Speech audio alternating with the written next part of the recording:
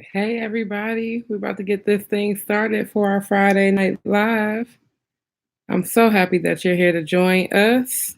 If this is your first time checking us out, this is Eris Is So Fresh So CLE, and we're about to get this thing going.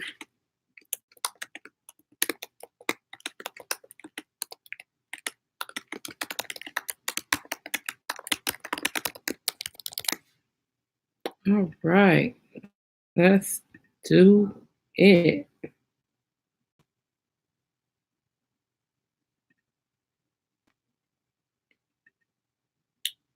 So it looks like we have one person. Do we have one person there, or am I the only one there? I'm not really sure. But hey, y'all, how's it going? Let's see. Waiting on a couple of people to join. Let me invite some friends. Hey, Liz. Invite some of my folks to the table as well. I'm so happy that y'all are here to hang with me, and we're about to get started with these updates. As y'all can see, I'm chilling on the couch. It's been that type of day for me, so this is kind of where I'm at. So I even got my glasses on and everything. So it's just I'm being kind to myself and being flexible and all of that good stuff. So I'm so happy that y'all are here. It is First World Friday. So, even though we only got like 2 hours left of said First World Friday, I still want to hear some of your first world problems. Hi, Michelle Love Davis. I'm glad that you have decided to join as well. So, let me see if I can pull up a couple of first world problems and then we'll get into the headlines because I got plenty of them for y'all. So how are y'all doing? Are y'all doing okay? How's your world? Is it bright? I know my first world problem was this morning. Well, yesterday I got ready to refer a friend to a hairstylist, and I got ready to pull her up and do the introduction for the two of them. And I saw I wasn't her Facebook friend no more. So I was like, well, Dag, what happened? And at first I thought, like, well, maybe she unfriended me, but maybe I unfriended her. I be unfriending folks so quick these days, y'all, because I am so um protective of my digital space. Just the same way you should be protective of your at-home space. And so I just be cutting people off. Like, don't post no trash on my timeline. Don't post no stuff that is from not reputable sources because no, I just don't have time for that level of ignorance. And I'm just not gonna do it. So do y'all have any? Let me check and see. Do we have any first world problems in the comments? I'm not seeing any yet, but that is okay. We're about to just go ahead and get it rolling. I'm gonna hit these uh highlights and then we'll come back to them at the end. So, first update. This is from Summit County, which is the Akron area. Inmates in Summit County Jail can register to vote next week. So, inmates at the Summit County Jail will have the opportunity to vote during a 3-day voter drive next week. The voter drive inside the jail was organized by some voter rights advocates and believed to be the second in the facility's history. And so, these advocates believe that this 2-day event last April was the first. And so, this was down with Sandra Kurt, who is an amazing activist, politician, thinker, just all around dope human. I know she had a hand in this work as well. So we're so grateful that these inmates are going to have an opportunity to vote and to have their voices heard. And so I think that is amazing. This is a hilarious headline. This is from where is this from? This is from St. Louis. So this 9-year-old girl filled an empty lip balm tube, and filled it with cheese to eat in class. Now y'all know how much I love cheese, especially when I was younger.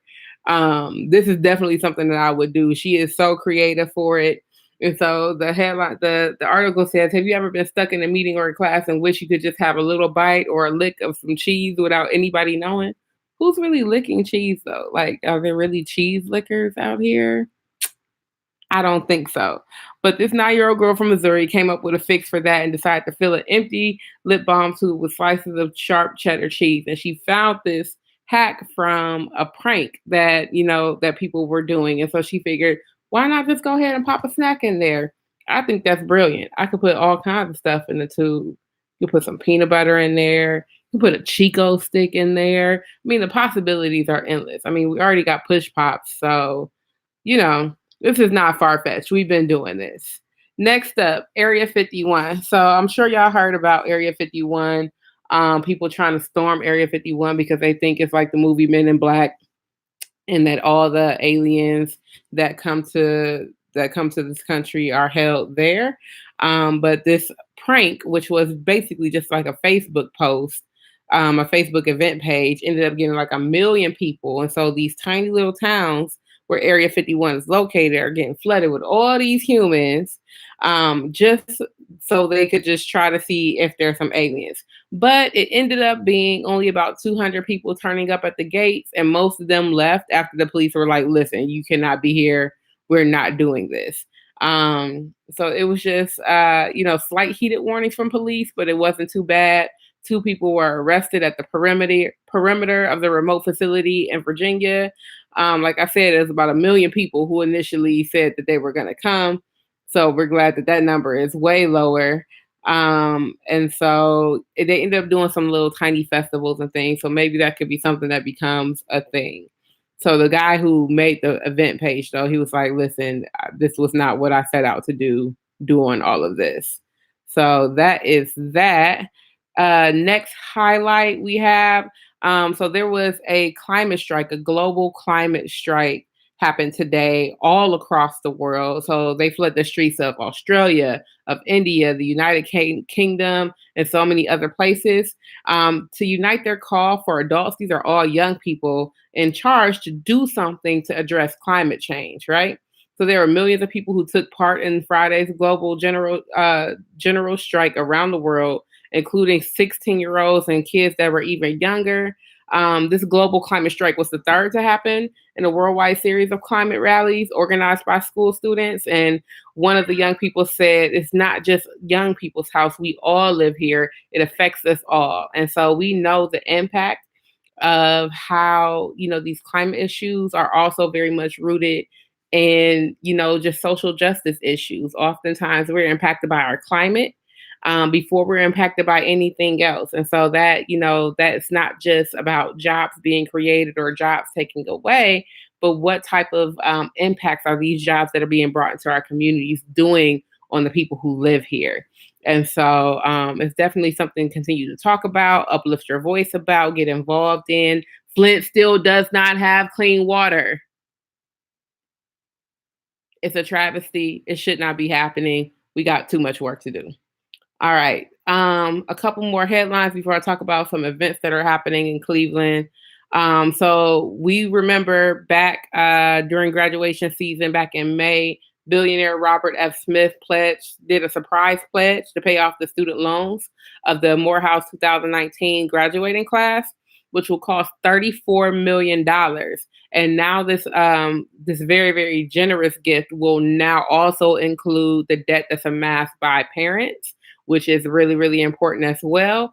And, Mr. Smith said, the ultimate goal would be just to pay it forward, to create avenues for other people and other students who come behind them to not have to deal with these types of issues. And so I just think that it is highly commendable. That's like what it really looks like, to put your money where your mouth is, because who knows the possibilities that can happen from not having to take on that level of debt.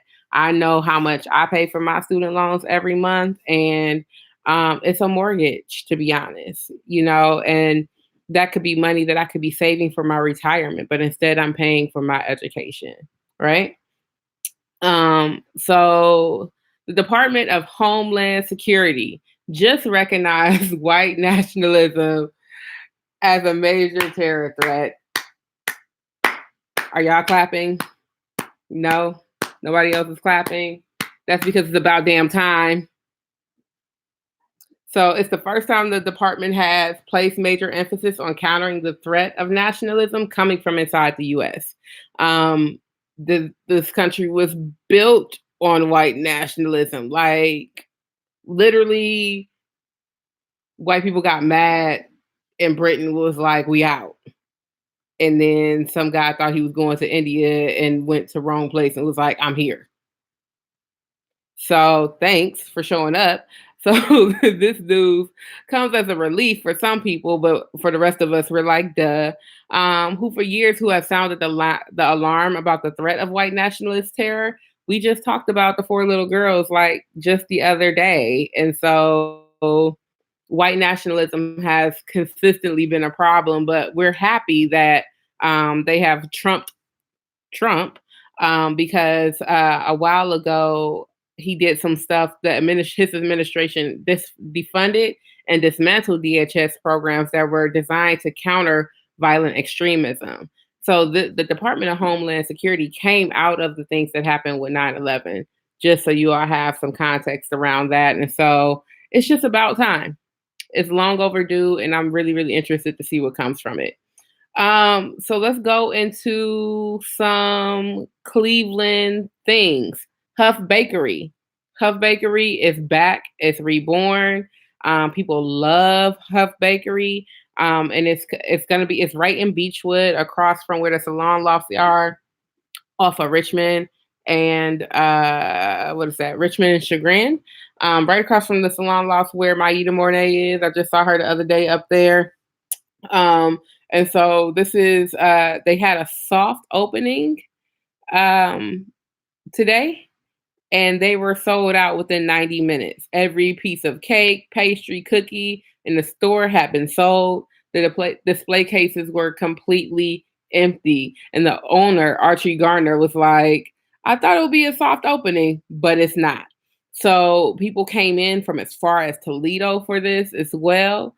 Huff traces its roots to Cleveland from 1903. It closed in 1992. And so there was a guy, Mr. Gardner, who worked at the original Huff for 25 years, and they're still in the process of hiring bakers and hopes to be able to meet the demand soon. So the store reopens tomorrow morning at 9 a.m., but you might want to get there super, super early because, like I said before, people were coming from as far and as wide as Toledo. So who knows who's coming on their day off tomorrow. He said that he would love to fill the order for 10,000 followers on social media, but he has a problem. He only has two hands. So if you have, a baking spirit about your life, go help him out. Let's get these cakes and these pastries. I mean, it was 92. I can't really say I had like a Huff Bakery cake. I think Aubrey let me taste a cake probably from him who had, yeah, I think I've tried it once. So that's that. And other food news, Squash the Beef. This is for my vegan and veggie foodies and all of that. Squash the Beef is a catering company that's doing all vegan soul food. And so they're doing a pop-up tomorrow, September 21st in Parma from 11 a.m. to 1 p.m. At Metro Croissant.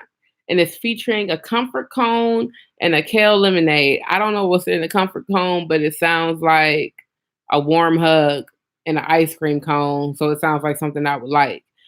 So his IG is Squash the Beef Catering. Go ahead and check that out. That's Curtis Williams. That's my homeboy from City Year. We're proud City Year alumni. So let me do my little razzle dazzle I promised to do. So there's that. And so what else do we have? Flaming River Con. This event is happening. This event happened last year. It's happening this upcoming weekend. And so the Flaming River Con is going to be held at Cleveland Public Library. And this con or convention is dedicated to LGBTQIA geek culture, not Greek culture, geek culture, focusing on queer vendors, art, comics, books, zines, podcasts, panels, and workshops. It's from 10 a.m. to 6 p.m. It's a family-friendly event, and donations are accepted. It's free to get in, and the donations help to keep the year programming continue to keep going. And there's going to be an after party at Side Quest Bar in Lakewood as well. So you can meet some of the creators. You can meet Tony Isabella, creator of Black Lightning. My cat is going crazy, apparently. And so many other things. So if you just Google Flaming River Con, you can find the information on there. All right. And then last but not least, I'm gonna close this out with a couple of sports updates. So this whole story with Antonio Brown, I have been half listening. I think I have reported that he had switched teams again. I didn't really have any opinions about what he had done, but after reading a little bit deeper, so he's just been released from his second team in 2 weeks. He's been publicly accused of sexual misconduct by two different women in the time that the Patriots signed him, after he forced his way out of Pittsburgh via a trade during the offseason. His time with the Raiders was marked with controversy over his preferred helmet choice, the accidental freezing of his feet. I think I did hear about that. And then a public feud with his team management over fines for missing work. All right. So technically, after all of this stuff, the investigation. What am I even trying to say? After the investigation happens, come on, Eris, get these words out your mouth. Who knows what could happen? He potentially could be suspended, and serve the suspension while he currently doesn't have a job. Like, if that's not the most Craig thing I've ever heard, I don't really know what is. He also could be entitled to termination pay as well as some signing bonus money. All I really know is that he gets paid $125,000 for those 2 games that he did play. That could clear out all of my student loans, pay off my car, and I still can get me a couple 4 for 4s for me and my homies. So, if he's really not trying to, I can let me hold that. I mean, I know you got some legal battles and things that are coming up, but you can slide me 125. That's like $1.25 for you. And so that's that sports update. We did beat the Jets on Monday. Come through, Brownies. And so I want to shout out real quick, Half Matthew, because he did a parody song of Benny and the Jets called Brownies and the Jets. So please make sure you go on Facebook or YouTube or wherever this brother has this video posted, because it had me rolling. And apparently he does these on a consistent basis. And so I'm definitely going to be tuning in and trying to figure out how I can get some of these songs on this show. I'm just not that technology advanced yet, so y'all just got to be patient with me. And then last but not least, on the sports updates, we play the Rams on the 22nd. I believe the game is late. I think it's like an 8:20 game or 8:30 or whatever time those evening games start. So make sure you have your Browns gear ready. I want to thank y'all so much for joining me for So Fresh So CLE. I'm going to see if we got any comments here because I've been running my mouth for a minute. Let's see. Oh, my baby Love is waving at the camera saying, "Hey, BB. Hi, Love Jones. I love you so much." Liz, can somebody pay off my student loans? Yes, I'm trying to find somebody for all of us to do that. Yeah. So I feel y'all. I love y'all. Thank you so much for tuning in to our late night So Fresh So CLE. Keep all of us and your thoughts and your prayers and your hearts. People are struggling. I'm struggling. It has not been the easiest of weeks for me. And so as we go into this weekend, I hope you find the rest, the relaxation, the restoration, the renewal that you need. And yeah, let's get free, y'all. So till next time, have a beautiful one. And I'll see y'all on Monday with Queer Conduct. We're going to be talking about a few things. And so till then, peace.